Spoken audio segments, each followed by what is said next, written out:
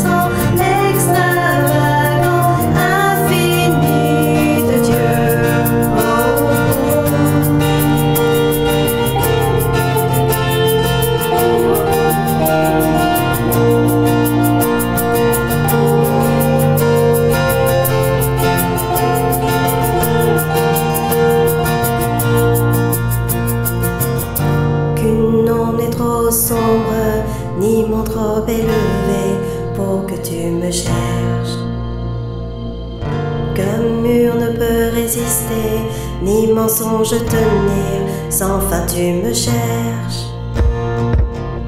Qu'une onde est trop sombre, ni mon trop élevé, pour que tu me cherches.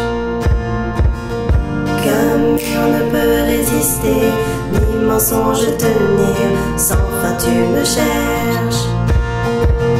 Aucune onde est trop sombre, ni mon trop élevé, pour que tu me cherches. Aucun mur ne peut résister, ni mensonge tenir, sans fin tu me cherches. Aucune onde est trop sombre, ni mon trop élevé, pour que tu me cherches. Aucun mur ne peut résister, ni mensonge tenir.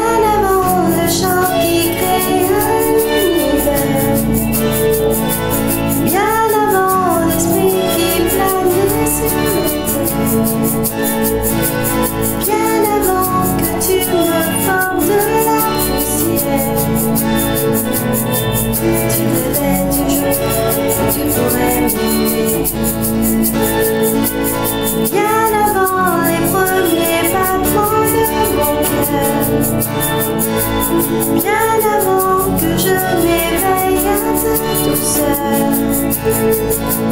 bien avant toutes mes joies et mes douleurs. Tu rêvais du jour où je pourrais t'aimer. Tu rêvais du jour où je pourrais t'aimer. Abba Père, je suis à toi. Abba Père, je suis à toi. Abba Père, je suis à toi. Abba Père, je suis à toi.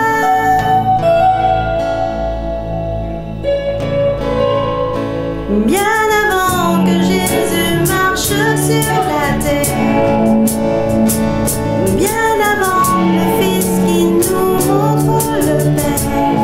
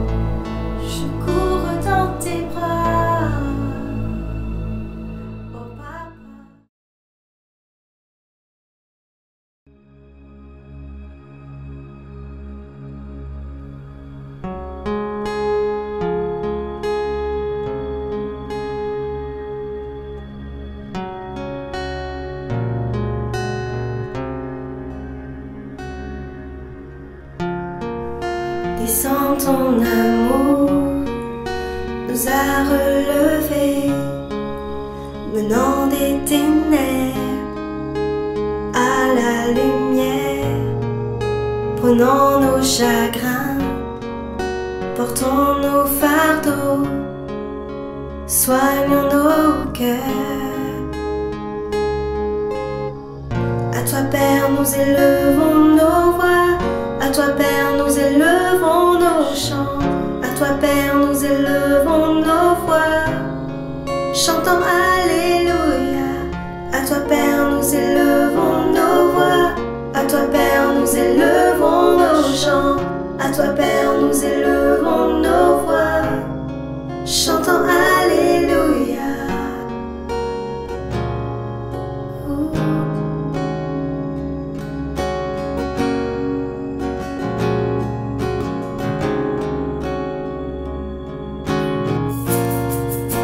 Les chaînes sont brisées, la vue restaurée, tu as ramené les morts à la vie, la mort est vaincue, nous sommes victorieux, car tu es vivant. À toi Père nous élevons nos voix, à toi Père nous élevons nos chants, à toi Père nous élevons nos voix, chantant Alléluia. À toi Père nous élevons nos voix, à toi Père nous élevons nos chants, à toi Père nous élevons nos voix, chantant Alléluia. À toi Père nous élevons nos voix, à toi Père nous élevons nos chants, à toi Père nous élevons nos voix, chantant Alléluia. Alléluia, chantons Alléluia. Alléluia, chantons Alléluia. Alléluia, chantons Alléluia. Alléluia, chantons-le, glorieux, glorieux, glorieux, pour son nom si glorieux, glorieux, glorieux. Crions-le, crions-le, glorieux, glorieux, glorieux. Son nom est si glorieux,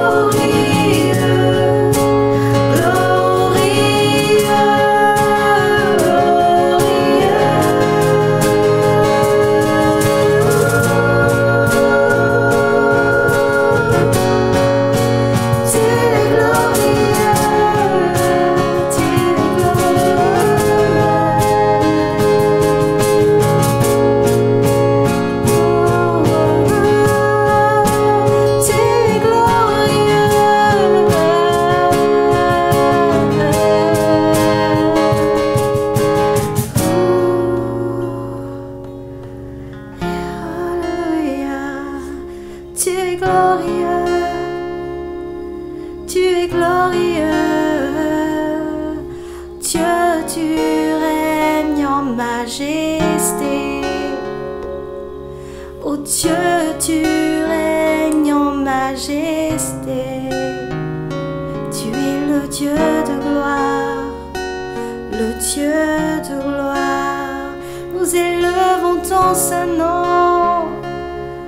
Au plus haut, nous adorons ton nom. Nous adorons ton nom. Juste prenons un temps pour élever son nom, pour l'adorer pour qui il est digne de nos louanges, il est digne d'être exalté, il est digne d'être élevé, notre Seigneur, notre Dieu Tout-Puissant. Reçois la gloire, Seigneur, reçois la gloire, reçois la gloire. Tu es élevé, tu es élevé, ô Dieu de gloire, ô Dieu de gloire, Dieu de gloire. Yes, ô Dieu de gloire. Alléluia. Viens établir ton trône, Seigneur. Viens établir ton trône, Jésus.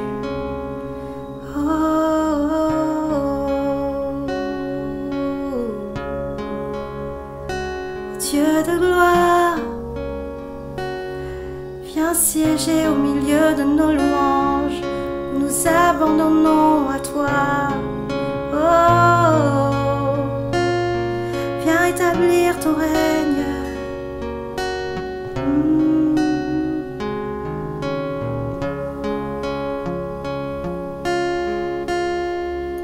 Dieu de gloire,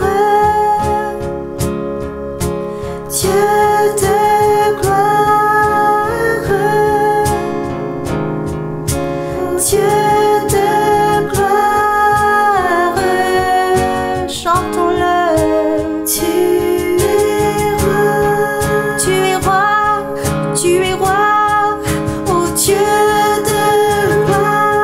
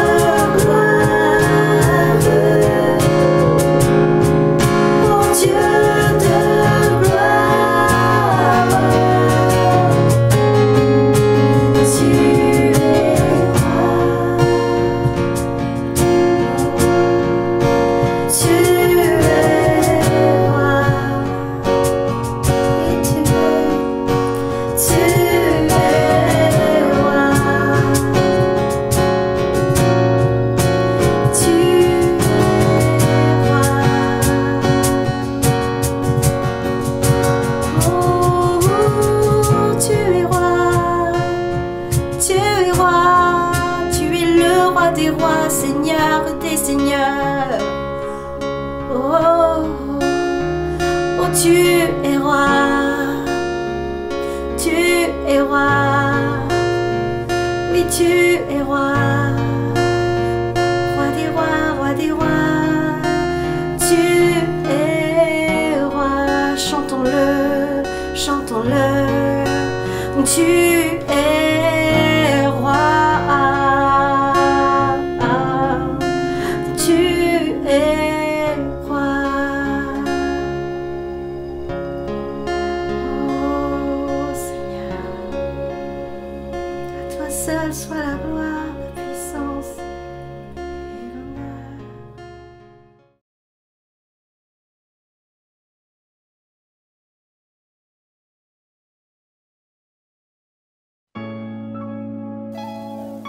Merci à notre groupe de louanges pour ce temps dans la présence de Dieu. J'espère que vous avez été bénis et que vous avez reçu la part du Seigneur. Passons maintenant à quelques annonces. À Impulsion, notre cause est de faire connaître Jésus par des connexions dans une culture urbaine. C'est pour cela que nous proposons chaque semaine nos Impulsion Morning à partir de 10h sur nos pages Facebook, pour des temps de louange, des temps d'encouragement et même des temps de soaking. Donc je vous invite à nous rejoindre dès demain matin à 10h sur notre page Facebook. Deuxième annonce, c'est que cette semaine aura lieu aussi notre groupe Connexion, des groupes autour de la famille, autour du sport, de la danse et différents événements. On se retrouve tous ensemble pour apprendre à se connaître et même à continuer cette communion fraternelle même durant ce temps de confinement. Donc je vous invite à nous contacter si vous désirez rejoindre un groupe pour avoir plus d'informations sur les groupes et comment ça se passe. Troisième annonce, c'est que même durant ce temps de confinement, nous continuons notre accompagnement pastoral. Donc si vous souhaitez un entretien, souhaitez un temps de prière ou même qu'on puisse prier avec vous et vous aider dans ce temps de confinement, n'hésitez pas à nous contacter au numéro de secrétariat qui s'affiche à l'écran ou alors sur notre site internet pour toute information et contactez-nous, on vous fixera un rendez-vous dès que possible. Ce samedi 16 mai aura lieu aussi notre groupe Strong. Strong, qu'est-ce que c'est? C'est un groupe d'hommes où on se retrouve pour parler de la masculinité selon Dieu. Qu'est-ce que ça veut dire être un homme de nos jours et comment grandir dans notre appel en tant qu'homme dans cette société. Donc n'hésitez pas également à rejoindre si vous voulez participer à ce groupe, à nous contacter et on se fera un plaisir de partager tous ensemble sur la masculinité selon Dieu. On va maintenant passer au message. Donc, je vais laisser la place à notre pasteur principal, Laurent, qui va nous apporter la parole aujourd'hui. Et on se retrouve juste après pour l'after. Donc, n'hésitez pas à revenir sur notre page Facebook après la célébration pour l'after. Bonjour Église Impulsion et tous ceux qui nous regardent et qui nous rejoignent, que ce soit sur notre page Facebook Église Impulsion, sur notre chaîne YouTube ou sur le Top Chrétien. Je suis très heureux de pouvoir vous accueillir. Nous avons vécu un super moment dans la présence de Dieu, dans la louange, et c'est maintenant le temps de la prédication. Nous sommes actuellement dans une série qui s'intitule Voyage en confinement, et aujourd'hui je voudrais ouvrir avec vous le volet 3 qui est Stop à Horeb, un lieu de redémarrage. Stop à Horeb, un lieu de redémarrage. Je suis pas du tout un expert en informatique ou dans tous les problèmes internet, mais lorsque j'ai une difficulté, par exemple avec mon ordinateur ou avec le Wi-Fi ou avec, comment dirais-je, internet, une des méthodes très simples que j'adopte et que je fais, c'est quoi? C'est que j'éteins et je rallume, je débranche et je rebranche. Et vous savez quoi? À 90% du temps, ça marche. Par moment, être débranché et être rebranché nous permet de redémarrer d'une bonne façon. Par moment, de passer par une phase off afin d'être relancé en on nous permet de repartir. Et ce message a pour but de te dire ceci: Dieu veut te redémarrer. Il y a des gens ici, vos rêves, vos projets, comment dirais-je, votre appel a été mis comme en off. C'est comme si vous ne rêvez plus, vous ne croyez plus, vous n'avancez plus. Vous êtes dans une forme d'arrêt. J'ai une parole pour toi, j'ai une parole pour vous aujourd'hui. Dieu a pour projet de te relancer, de te faire rêver de nouveau, de te redémarrer. Dieu a pour but de te rebooster. Et c'est la parole que j'ai pour toi. Et ce qu'on va faire, c'est qu'on va faire un stop à Horeb, un lieu de redémarrage. Si vous avez vos Bibles, je vous invite à les prendre et on va lire ensemble un texte dans l'Ancien Testament. On va lire dans 1 Roi au chapitre 19 et nous allons voir ce lieu qui est Horeb et nous allons voir ce personnage, ce prophète de l'Ancien Testament qui s'appelle Élie.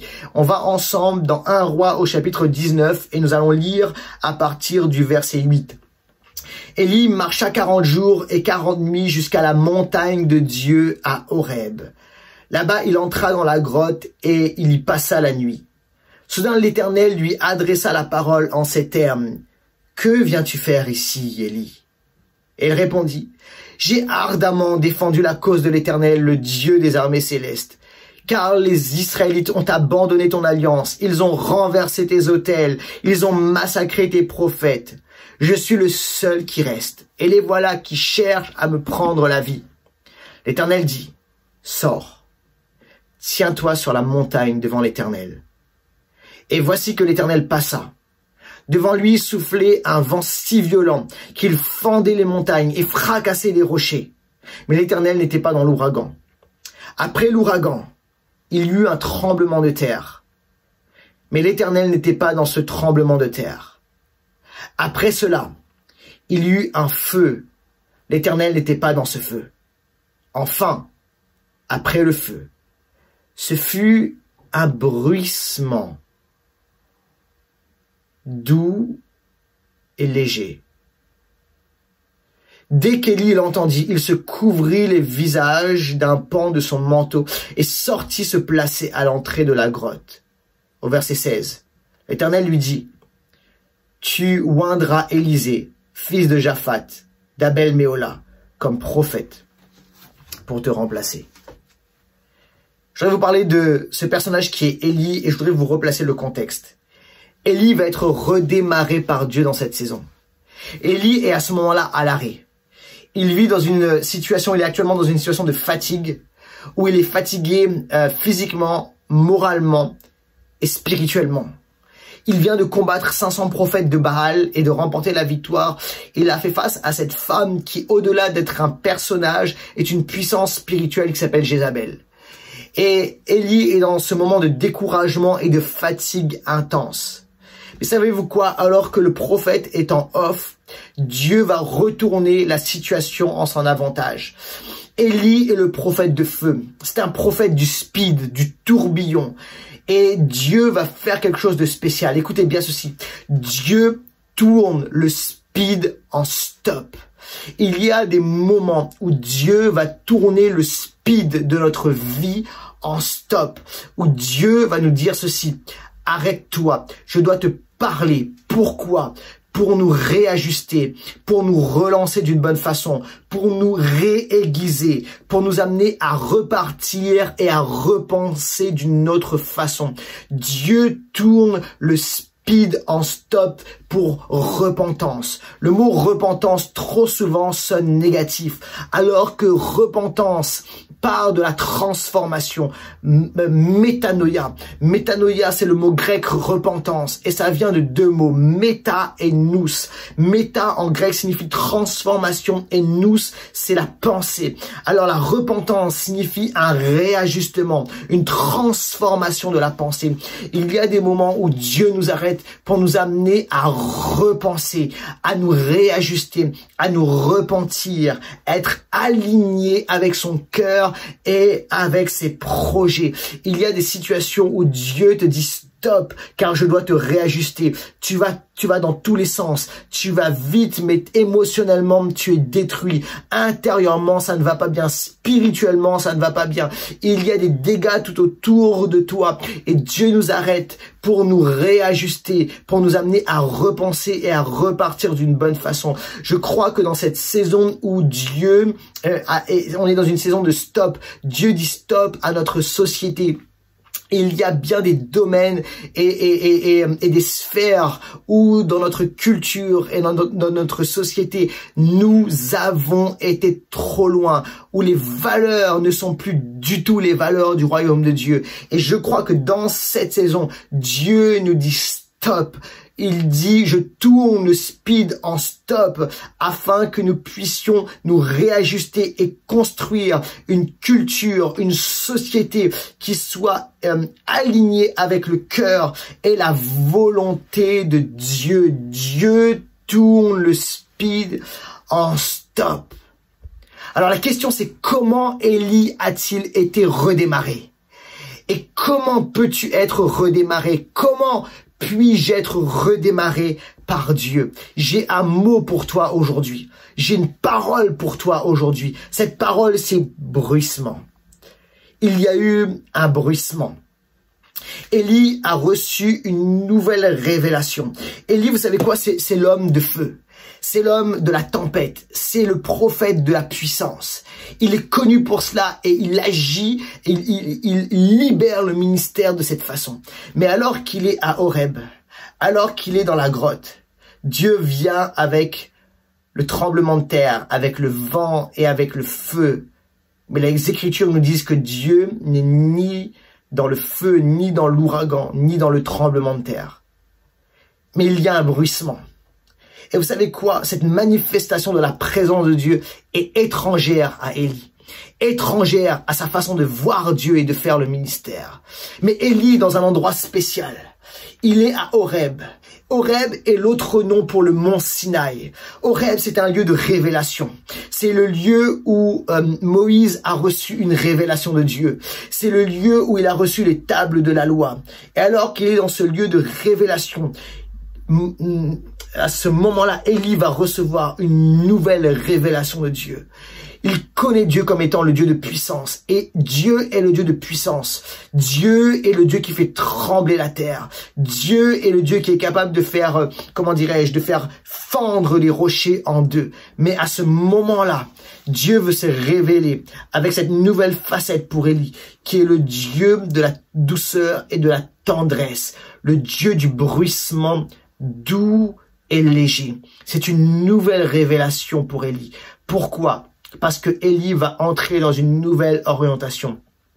Il est dit que Dieu dit à Élie, tu iras oindre Élisée, qui sera là pour te remplacer.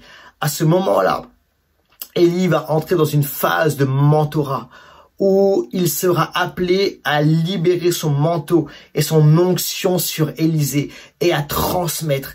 Et alors qu'il entre dans cette nouvelle orientation de ministère, il a besoin d'une nouvelle révélation de Dieu. Écoutez bien ceci, les amis. Alors que tu es dans un temps d'arrêt, Dieu veut se servir de ce temps stop afin de se révéler à toi d'une nouvelle façon. Dieu veut se révéler à toi d'une façon que tu ne connais pas. Dieu veut se révéler à toi d'une manière fraîche.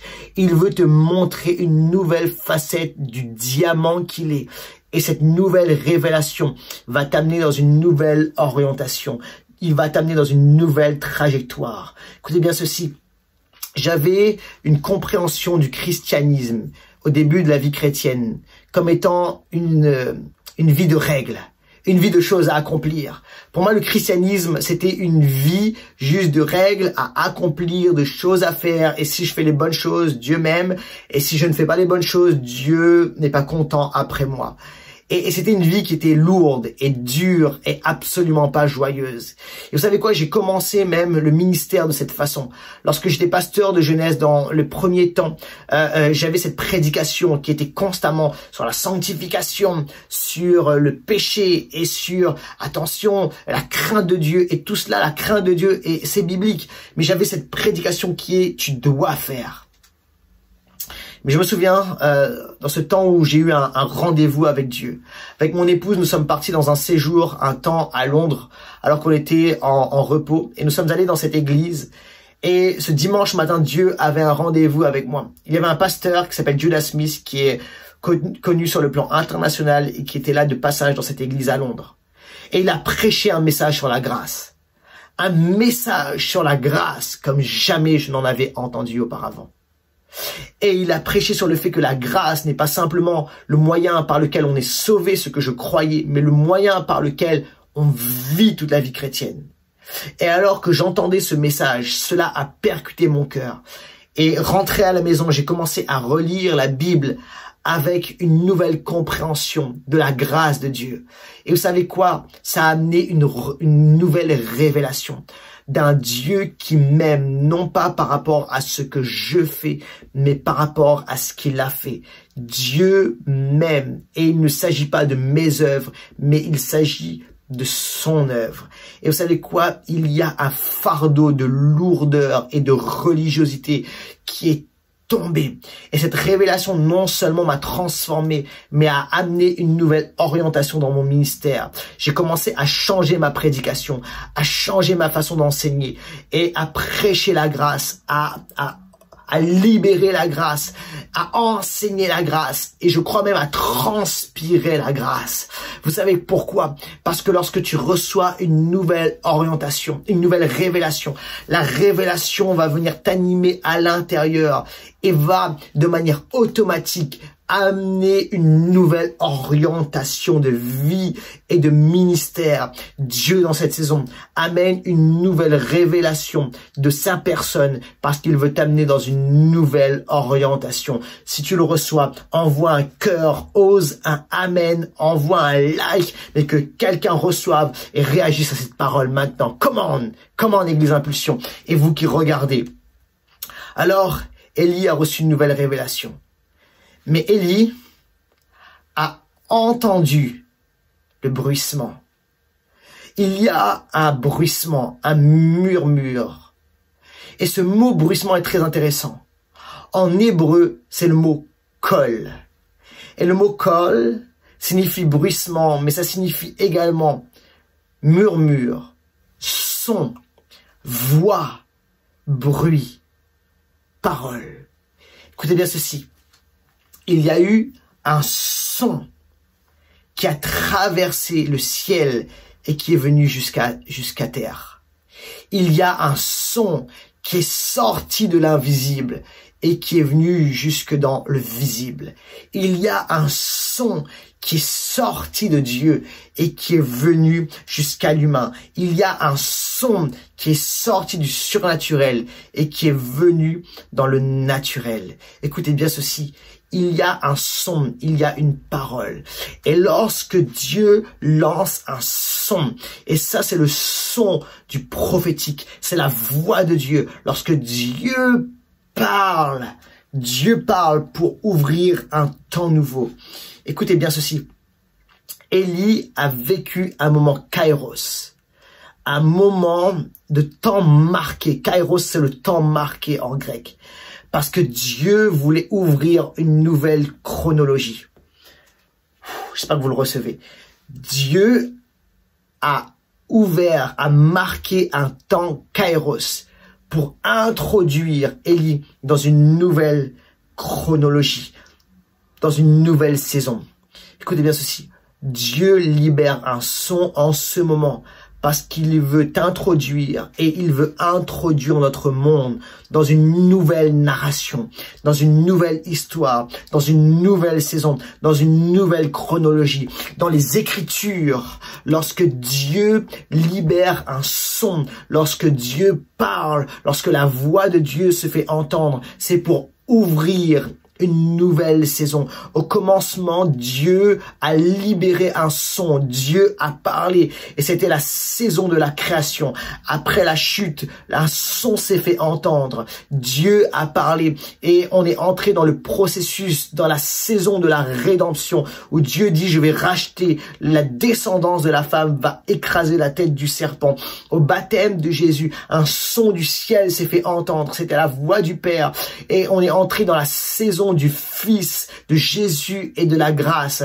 Alors que Jésus était à la croix, un son s'est fait entendre de Jésus. Jésus a crié et il a dit tout est accompli. C'était le son de l'accomplissement. Et alors que Jésus est ressuscité, la voix de Jésus s'est fait entendre. Il a dit la paix soit avec vous. Et c'était le son de la victoire et de la délivrance. Il y a un son en ce moment du ciel sur la terre qui résonne pour ceux qui veulent l'entendre, où Dieu dit j'ouvre une nouvelle saison. Écoutez bien ceci, le monde après cette crise ne sera plus pareil, les choses vont changer. On entre dans une nouvelle chronologie. On entre dans un nouveau temps. Je me souviens où Dieu a voulu m'emmener, me faire entrer dans un nouveau temps. Dieu a libéré un son. Je priais pour que Dieu me fasse entrer à nouveau dans un temps de réveil où j'allais être réanimé spirituellement. Et je disais à Dieu, ranime des choses. Et j'étais là en janvier 2019 et je sentais que, comment dirais-je, la passion et le feu diminuaient. Et je dis, Seigneur, ramène-moi dans un temps où le feu est ranimé. Et je suis parti dans cette conférence à Las Vegas, chez nos mentors Paul et Denise Goulet. Et alors qu'on était à l'église ICLV, avant ça, je priais et je disais, Seigneur, je voudrais que tu me ranimes là-bas. Et lors de la première réunion de la conférence, Pasteur Paul Goulet appelle les francophones sur le stage. Et je dis, Seigneur, je voudrais qu'il prie maintenant personnellement, individuellement pour moi, spécifiquement. Je voudrais là maintenant que lui me ranime spirituellement, que Dieu l'utilise. Et je me souviens, Paul Goulet était là et il marchait sur le stage, sur l'estrade. Et à un moment, son regard se pose et il s'arrête sur moi et il me regarde droit dans les yeux. Et à ce moment-là, Pasteur Paul était juste animé de feu, rempli de l'esprit. Et il me regarde et il me dit, Laurent, il y a une double portion qui va venir sur toi.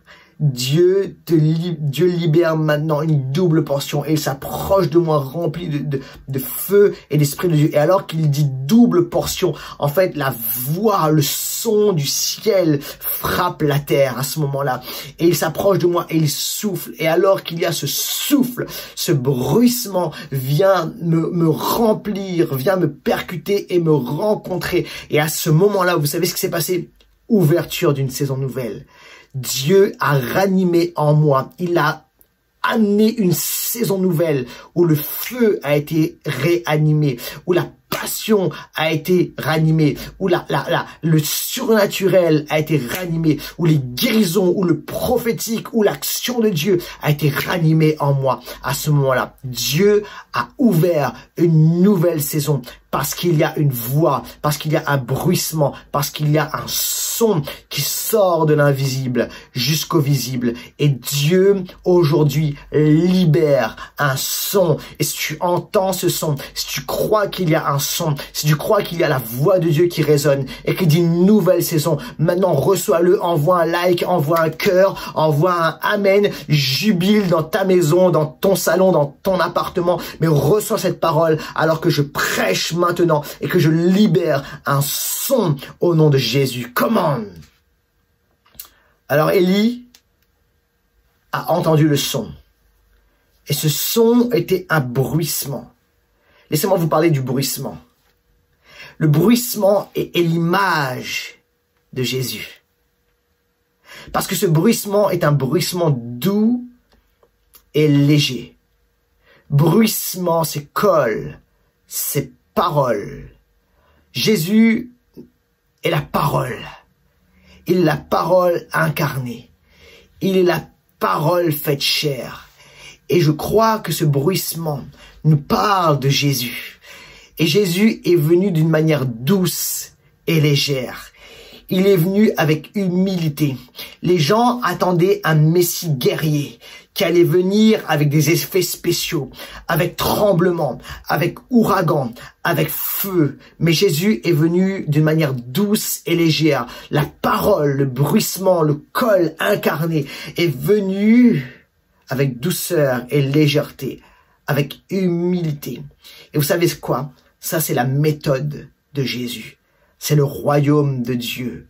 Le royaume de Dieu ressemble à une graine qui a été plantée, presque invisible, presque insignifiante, mais avec un potentiel extraordinaire. Le problème est que trop souvent, nous ratons la méthode de Jésus. Nous manquons l'action de Jésus parce que nous ne comprenons pas le royaume. Nous ne comprenons pas la façon de Jésus. Nous ne comprenons pas la méthodologie de Jésus. Et ma parole aujourd'hui, c'est quoi? C'est que Jésus veut se révéler à toi afin de te réveiller, de te redémarrer. Mais il le fait à sa façon, avec sa méthode. Les religieux à son époque ont manqué le Messie. Ils ont manqué le royaume parce qu'ils n'ont pas compris la méthode de Jésus. Et mon invitation, mon appel, c'est de dire Dieu veut te relancer. Il veut te réveiller. Mais laisse le faire à sa façon, avec sa méthode, avec cette dimension du royaume de Dieu qui est un royaume inversé. Lorsque Dieu a amené le réveil dans ma vie, Dieu l'a fait à sa façon et à sa méthode. J'aurais voulu que les choses se passent différemment. Mais écoutez bien ceci, pour plusieurs, vous connaissez mon histoire. Il y a plus de 3 ans de cela, le Saint-Esprit est descendu dans mon salon alors que je cherchais Dieu et que je lisais ce livre. Le Saint-Esprit est descendu et a littéralement animé ma vie de feu et de réveil avec derrière les dons spirituels, l'action extraordinaire du Saint-Esprit. Mais savez-vous quoi? La méthode de Dieu n'a pas été ma méthode.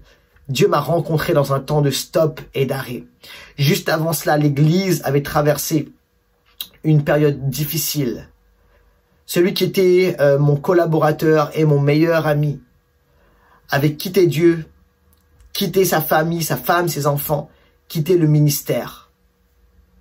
Et l'Église est passée par une période critique, une période difficile. Et pendant 3 mois, j'ai essayé de tenir ferme et d'être un leader solide afin que le bateau ne coule pas. Et par la grâce de Dieu, les choses se sont bien passées. Mais après cela, je suis passé par un temps de contre-coup et c'était difficile. Et j'ai dit, Seigneur, je suis fatigué maintenant. J'en ai marre. Je voudrais que tu trouves quelqu'un d'autre. Qu'il se passe quelque chose cette année ou trouve quelqu'un d'autre parce que j'en ai assez. Et vous savez quoi? Écoutez bien ceci. Il y a maintenant plus de 4 ans de cela, alors que j'étais dans un temps de stop et d'arrêt. La méthode de Dieu, le bruissement doux et léger est venu. Pourquoi? Parce que le royaume est inversé. Ce n'est pas dans un moment où j'étais fort, au top. C'est dans un moment de frustration, un moment de stop, un moment d'arrêt, que Dieu a libéré le réveil dans ma vie, où Dieu m'a ranimé littéralement. Le réveil est venu dans la méthode de Jésus, dans un temps de frustration, mais dans un temps où j'ai crié à Dieu. Et voici la parole que j'ai pour toi maintenant. Dieu veut te relancer. Dieu veut te rebooster. Dieu veut te ranimer. Dieu veut te faire rêver de nouveau. Dieu veut t'amener dans une nouvelle dimension. Tu n'es pas fini. Tes rêves ne sont pas finis. Les dons qu'il a placés en toi ne sont pas finis. Ton appel n'est pas fini. Écoute-moi bien, tu as un potentiel extraordinaire. Dieu va te réveiller. Dieu va te ranimer, mais laisse-le faire à sa façon. Laisse le bruissement doux et léger, la parole incarnée. Laisse Jésus venir te ranimer à sa façon. Je voudrais finir maintenant. Alors que je conclue ce message, je voudrais te donner 3 clés rapidement pour entrer dans le redémarrage de Dieu. Première clé, accepte une nouvelle révélation de Dieu. Dieu, dans cette saison, veut se révéler à toi d'une façon fraîche. Il veut te révéler une nouvelle facette de sa personne. Et dans cette nouvelle révélation, Dieu te donne une nouvelle orientation. 1. Accepte une nouvelle révélation de Dieu. 2. Accepte une nouvelle saison de Dieu. Dieu ouvre un temps nouveau sur ta vie. Accepte-le et entre-y maintenant. 3. Accepte la nouvelle méthode de Dieu. Laisse la parole faire. Laisse Jésus faire à sa façon. Jette les armes. Abandonne-toi dans ses bras et laisse-le faire. Je voudrais prier maintenant pour vous. Je voudrais prier pour toi maintenant. Alors que tu reçois cette parole, juste tu peux fermer les yeux. Et tu sais que Dieu te parle. Ouvre tes mains et dis, Seigneur, maintenant je reçois cette parole. Père, maintenant je prie pour tous ceux qui entendent cette parole. Je prie pour qu'ils soient réanimés. Je prie pour que littéralement, tu leur donnes un rêve nouveau, une passion nouvelle, une joie nouvelle. Je prie que le feu du Saint-Esprit maintenant descende, que le souffle de Dieu vienne, que le bruissement doux et léger vienne maintenant. Et je prie maintenant, Seigneur, pour que tu ranimes, pour que tu reboostes, pour que tu réveilles et pour que tu redémarres par ton Saint-Esprit au nom de Jésus. Amen. Que Dieu vous bénisse. Je vous souhaite le meilleur et je vous aime. Salut. Je voudrais maintenant vous introduire à un ami qui s'appelle Octavio Bermeo, qui est pasteur à l'église Acte à Chambéry. J'ai eu l'occasion récemment de faire une interview et Octavio va nous parler de la façon dont Dieu l'a relancé, comment il a été redémarré par Dieu dans le ministère. Et je crois que ces paroles vont être des paroles d'encouragement et de bénédiction, alors qu'on va entendre maintenant l'interview d'Octavio. Que Dieu vous bénisse. Salut Octavio, comment vas-tu mon ami? Salut. Ça va très bien, il fait beau là, la Savoie, donc ça va, on profite du soleil aussi. C'est super. Alors, juste te présente pour ceux qui ne te connaissent pas. Alors, c'est le pasteur Octavio Bermeo. C'est une grande joie pour moi de pouvoir prendre ce temps avec lui, avec toi et de pouvoir échanger. Donc, tu es pasteur à l'église Acte en Savoie. Et c'est une église qui est naissante, mais déjà qui vit une très, très belle croissance. Pour l'avoir visité, c'est vraiment extraordinaire.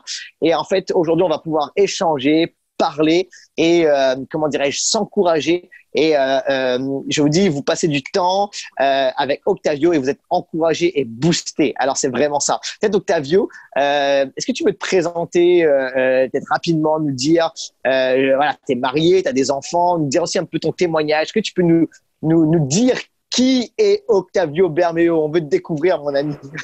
Bien sûr. Alors, même si vous avez entendu mon accent, c'est pas des accents savoyards. C'est du latino hispanique. Donc fuego.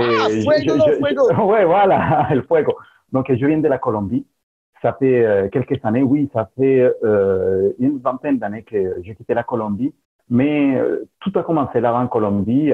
Lorsque j'avais une vingtaine d'années, avec ma famille, on s'est retrouvé un peu pris dans ce monde du narcotrafic, de la violence, comme vous avez pu peut-être entendre. La Colombie a été à un moment donné frappée par rapport à ça.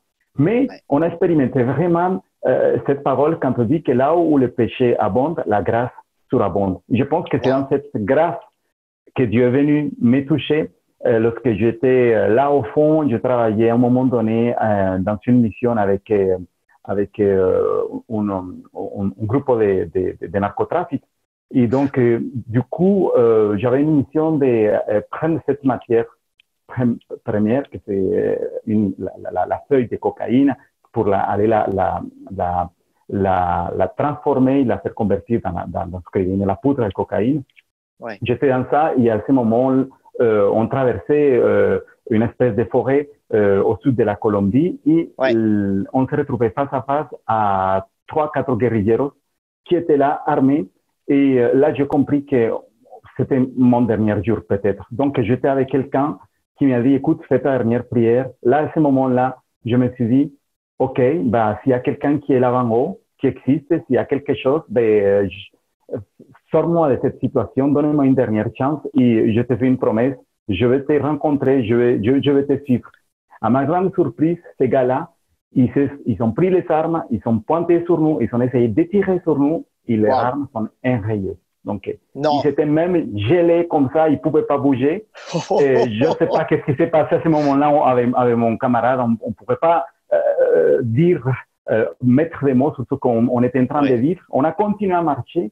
Et là, au bout de quelques mètres, quelques minutes de marche, on a commencé à réaliser qu'on venait vraiment de vivre un miracle. Il y a quelque chose qui s'est passé. Je lui ai dit, écoute, oui, je fais une prière et je pense qu'il y a quelqu'un qui m'a écouté. À partir de ce moment-là, je me suis dit, c'est pas une vie pour moi. Je pense qu'il y a quelqu'un là-bas en haut qui veut quelque chose de mieux pour moi. Donc, j'ai quitté ces lieux. J'étais à la recherche de la Bible, de la foi. Et un jour, quelqu'un m'a dit, écoute, je rencontre la foi. Si tu veux, je t'invite dans son lieu. Donc, il m'a invité dans une église. Et c'est dans cette église que Dieu est venu me chercher, qui m'a montré ma condition, mais qui m'a donné aussi une nouvelle chance dans ma vie. Donc, nouveau départ avec lui. Donc, aujourd'hui, je me retrouve en France depuis l'année 98. Donc, marié avec une belle Française, papa de 3 enfants. Et ça fait une dizaine d'années dans le ministère. D'abord, pasteur dans une église à Chambéry. Aujourd'hui, on est dans l'implantation de cette nouvelle église. C'est extraordinaire. C'est génial. Rien que là, tu vois, ton témoignage, là, je suis en feu. Je veux dire en fuego. C'est extraordinaire. C'est vraiment fort. Et vraiment une très belle église, une magnifique famille, un beau couple. On les aime énormément avec Claire, donc c'est magnifique. Alors, je sais que donc Octavio et Nathalie, vous avez traversé une saison où c'était difficile au niveau du ministère un temps, mais Dieu vous a comme relancé. Il y a eu comme un moment où vous avez été reboosté par Dieu, et notamment avec l'église Acte. Est-ce que le mot relancer, rebooster, est-ce qu'il est approprié? Et est-ce que, si oui, est-ce que tu peux nous parler, nous expliquer comment est-ce que Dieu a ramené à la fois le feu, ces rêves qu'il y avait en toi? Qu'est-ce qui s'est passé? Est-ce que tu peux nous parler un peu de ça? Oui, alors c'est un bon mot pour quelque part expliquer ce qu'on a vécu. Parce que c'est vrai que quand on finit une étape, parfois on se dit, allez, on met un point. Et vous le savez, c'est Dieu qui parfois il nous étonne, souvent plutôt, il nous met une vergle, il nous dit non, ça finit pas, ça va continuer. Et nous, c'est vrai qu'on était dans une étape dans laquelle on sentait dans nos cœurs qu'on voulait vivre quelque chose de nouveau, quelque chose qui nous ressemble, quelque chose dans lequel on puisse être épanoui. Ouais. En tant que couple, mais aussi au niveau de notre ministère. Et moi, je pense que la chose que Dieu est venu à me faire comprendre d'abord, et tu as utilisé ce mot souvent, Laurent, depuis qu'on a commencé à parler, c'est que Dieu m'a parlé de saisons. Et je pense que c'est la clé. Quand on va passer à une autre étape, quand Dieu vient pour réorienter nos vies, il faut se poser, il faut apprendre à discerner la saison qu'on vient de passer, mais la saison à laquelle on va être impulsé. Excellent. Cette saison à laquelle Dieu veut nous amener. Pour qu'on soit efficace. Je pensais souvent, je me suis posé la question, OK, Seigneur, tu es en train de faire des choses dans nos vies, mais pour qu'on puisse agir de manière efficace, il faut qu'on puisse discerner aussi cette saison. Tu sais, quand il va pleuvoir, si on ne se met pas quelque chose sur soi, si on ne prend pas un parapluie, la verre, ça tombe sur toi et tu es mouillé.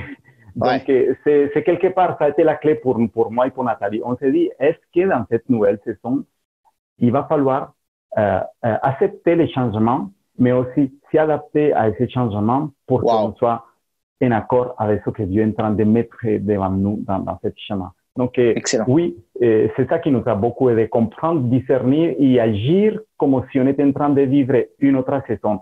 Pas un échec par rapport à ce qu'on avait vécu. Parce que vite fait, on va penser, est-ce que je suis dans l'échec? Non. Les amis, moi, ce que je vous encourage, c'est à penser toujours que nos vies, Dieu travaille avec des saisons dans nos vies. Et tout comme un pommier, dans la saison d'hiver, il va se retrouver sans feuilles. Pour certains, il n'est pas très beau. Mais pour certains, c'est vraiment beau de voir un pommier comme ça, que bientôt, il va commencer à jeter quelques petites feuilles. Et que puis après, il y aura une saison dans laquelle il y aura du fruit. Il faut se positionner comme ça. Et donc, nous, on s'est positionné plutôt dans cette attitude, dans cet état d'esprit, pour comprendre qu'il y avait une saison là et qu'il n'y a pas de mauvaise saison. En fait, il y a des opportunités. Waouh, c'est fort. Excellent, j'aime ça. Et quand Dieu vous a dit c'est la nouvelle saison, il faut rentrer dedans, il faut y aller, on relance. Est-ce que vous avez eu peur? C'était quoi là? Qu'est-ce qui s'est passé en vous? Est-ce qu'il y a eu des challenges, des défis intérieurs? Quel processus s'est passé là pour entrer dans cette nouvelle saison justement? Est-ce que tu as dit allez, c'est facile, on y va? Ou est-ce que tu as dit oh, doucement? Ça aurait été génial si ça aurait été comme ça. Mais c'est vrai que quand on parle des nouvelles saisons, quand on parle des nouvelles orientations, on doit parler des changements. Et c'est là où je pense que notre plus grand challenge, ça a été de se dire, allez, il va falloir j'ai mis des mots. Je cherchais, je me suis dit, Octavie, il faut que tu sois souple. Il faut que tu sois flexible. Et il y a eu des pensées qui sont venues là. Est-ce que tu es capable? Et finalement, je me suis dit, je pense qu'avec Nathalie, on est comme dans une école.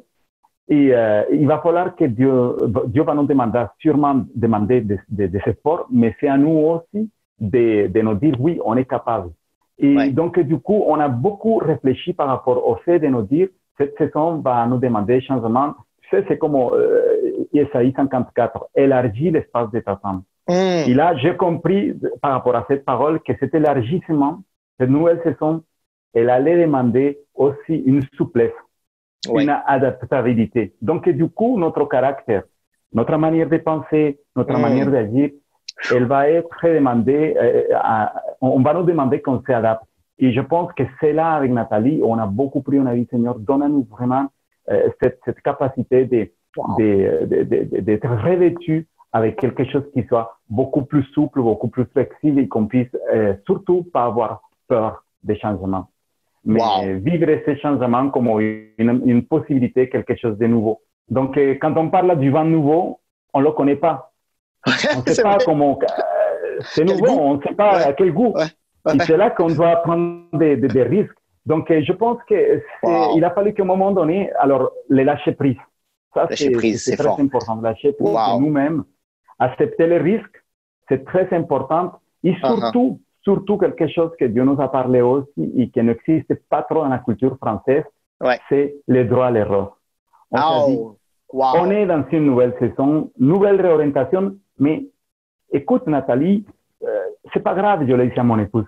Si on commet des erreurs, c'est pas grave, Dieu est là avec nous. Et ça nous a tellement rassurés dans cette nouveauté des projets qui étaient là. Donc, c'est ça, quelque chose que aussi on a beaucoup insisté, c'est être connecté avec Dieu et surtout faire de bonnes associations.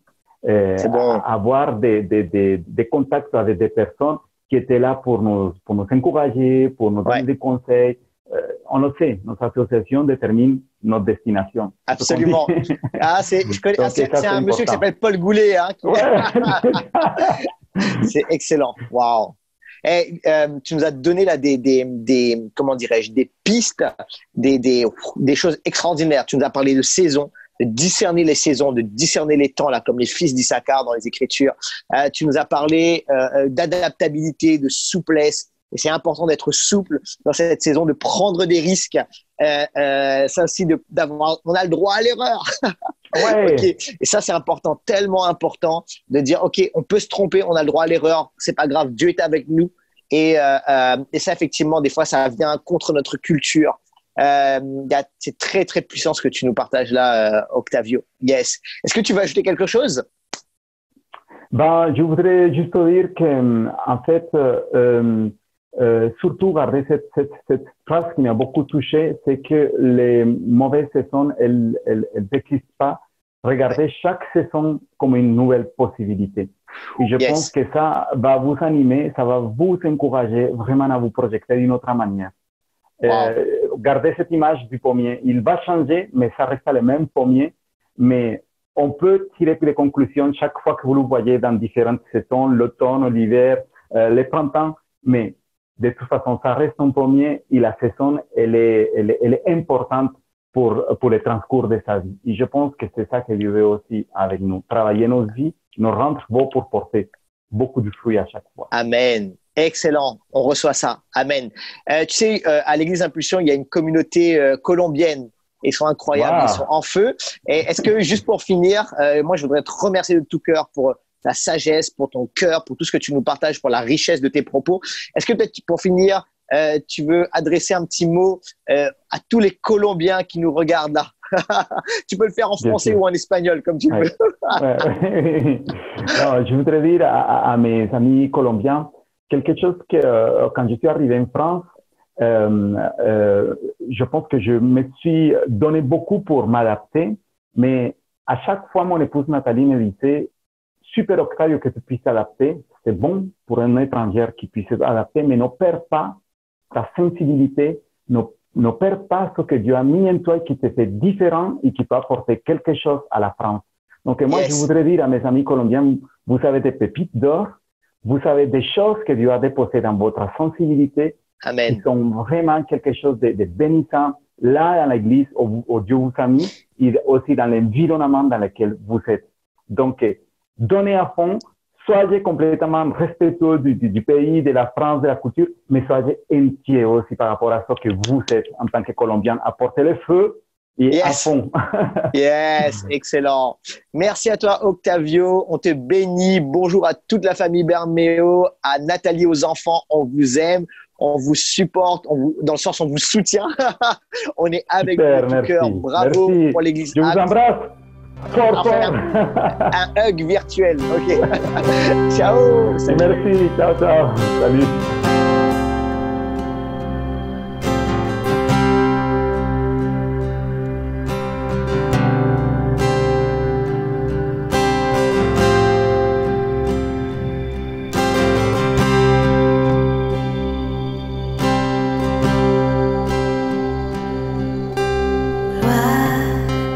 À celui qui m'a sauvé de la mort.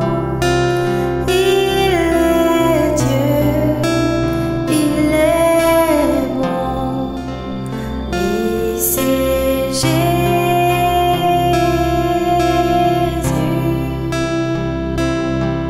Oh, gloire à celui qui m'a sauvé de la mort. Il est Dieu, il est bon, oui, c'est Jésus.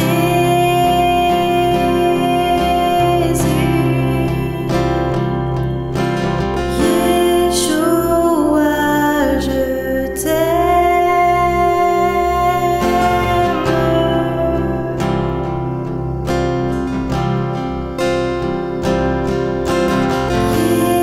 Yeshua, je t'aime.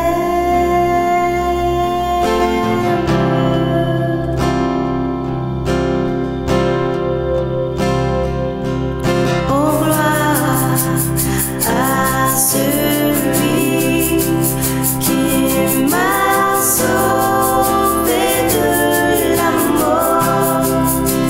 Il est Dieu, il est bon, oui, c'est Jésus.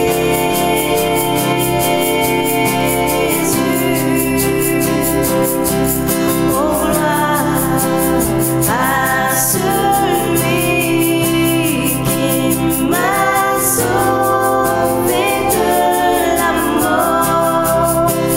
Il est Dieu, il est bon, oui, c'est Jésus.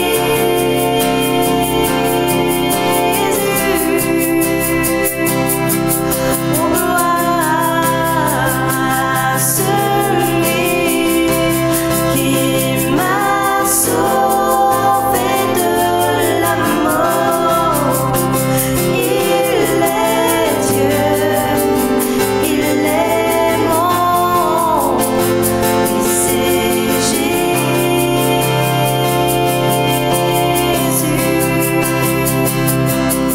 Oh, Yeshua, je t'aime.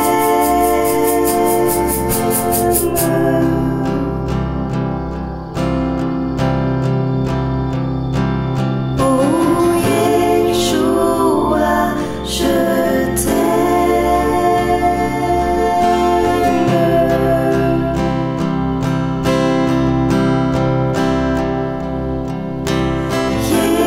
Yeshua, je t'aime.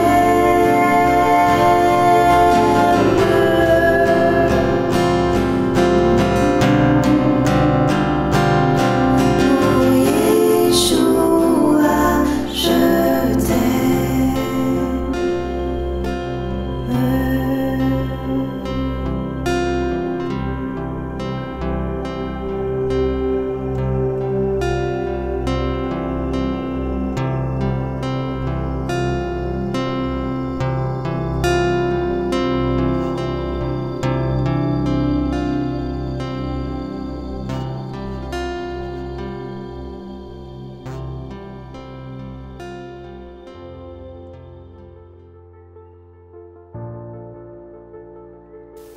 Bonjour à tous, nous allons maintenant passer par un temps de Sainte Seine. Je vous invite à proclamer avec moi notre confession de foi. Nous croyons que le repas du Seigneur a été ordonné par le Seigneur Jésus-Christ pour rassembler les croyants autour du pain et de la coupe. Le pain est le corps de Christ, sacrifié pour son peuple. La coupe est le sang de Christ, versé comme nouvelle alliance.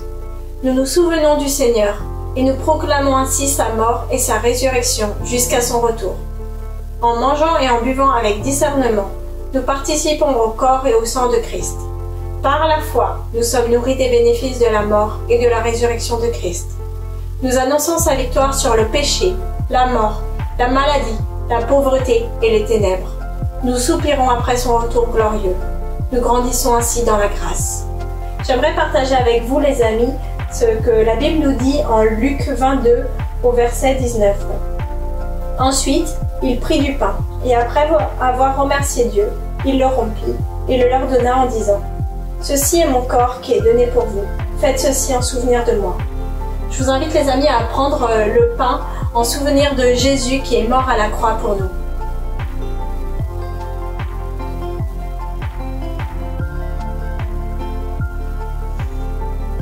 Au verset 20, « Après le souper, il prit de même la coupe, il la leur donna en disant : « Cette coupe est la nouvelle alliance en mon sang, qui est versée pour vous. » Prenons ensemble la coupe, les amis, en souvenir de cette alliance que Jésus a fait pour nous.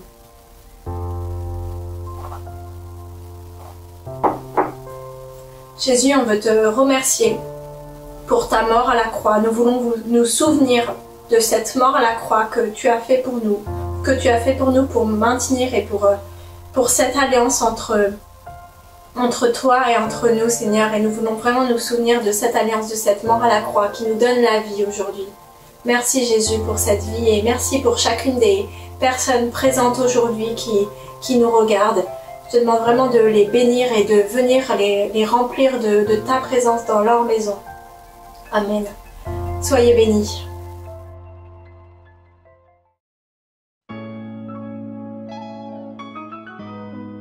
Voilà, notre célébration touche à sa fin.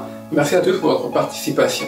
Avant de vous quitter, j'aimerais vous encourager à rester fidèles dans vos dîmes et vos offrandes par ce passage qu'on trouve dans 2 Corinthiens 9 à partir du verset 6. Sachez-le, celui qui sème peu moissonnera peu, et celui qui sème abondamment moissonnera abondamment. Que chacun donne comme il a résolu en son cœur, sans tristesse ni contrainte, car Dieu aime celui qui donne avec joie. À Impulsion, les amis, ce qu'on aimerait, c'est vraiment avoir nos propres locaux afin d'aller plus loin encore dans la mission que le Seigneur nous a donnée pour vraiment répandre l'évangile dans cette ville de Paris et même au-delà. Et pour cela, on a besoin de ressources financières et on remercie chacun pour votre fidélité et pour votre générosité et je vous encourage à continuer donc, comme je le disais. Et pour cela, vous avez plusieurs moyens, vous pouvez nous soutenir, que ce soit par PayPal en allant voir sur notre site internet ou alors même par virement si vous le souhaitez. Et pour cela, vous pouvez nous contacter directement et on vous dira comment faire. Voilà, je vous souhaite une bonne semaine, soyez bénis et n'oubliez pas, on se retrouve juste après pour l'after.